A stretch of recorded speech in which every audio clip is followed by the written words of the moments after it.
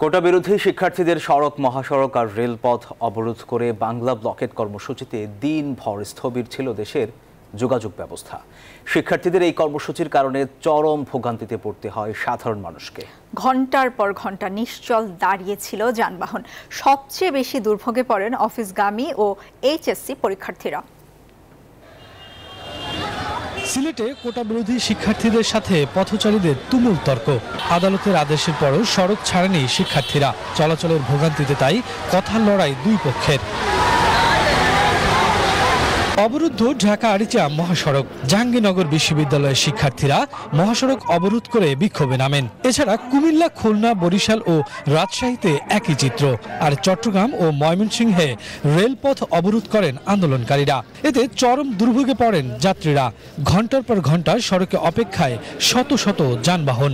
1 ঘন্টা 58 মিনিট এইখানে খাড়া আছে। এই বৃষ্টির মধ্যে আমরা বলি ওইখানে গিয়ে সেভ হই, এটাও দিচ্ছে না।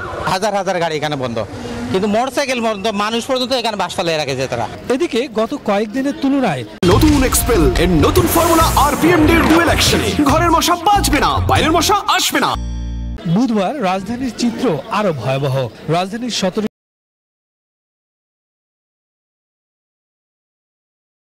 বের হওয়ার পথও বন্ধ করে দেন তারা। তাও প্রায় 3-4 ঘন্টা লেগে গেছে। জায়গায় জায়গায় আটকানো হয়েছে। গাড়িতে গেট লাগাই ঘুমাই থাকি, আর কি করুন, রাস্তা ছাড়লে পরে যাই দেবো, তাছাড়া তো কোনো রাস্তা নাই। কোঠা আন্দোলন করতে আসছে, এটা একটা সলিউশন করুক। গন্তব্যে পৌঁছাতে অনেকেই রওনা হন পায়ে হেঁটে। এইচএসসি পরীক্ষার্থীদের দুর্ভোগ পৌঁছেছে চরমে। দাবি আদায়ে সাধারণ মানুষের ভোগান্তির বিষয়টি বিবেচনায় নেওয়ার আহ্বান জানিয়েছেন ভুক্তভোগীরা। কোটা বিরোধী আন্দোলনকারীদের বাংলা ব্লকেটে রাজধানীর প্রতিটি সড়ক ছিল সকাল থেকেই অবরুদ্ধ। এতে অফিসগামী মানুষ থেকে শুরু করে সাধারণ মানুষ গন্তব্যে পৌঁছেছেন পা হেঁটেই। দিন শেষ করে আবারও বাসায় ফিরছেন ঠিক একইভাবে, কেননা ফার্ম গেটের মতো এলাকাও নেই যানবাহন। তাই অতি দ্রুত এর সমাধান চান সাধারণ মানুষ। শফিকুজ্জামান রুবেল, নিউজ 24, ঢাকা।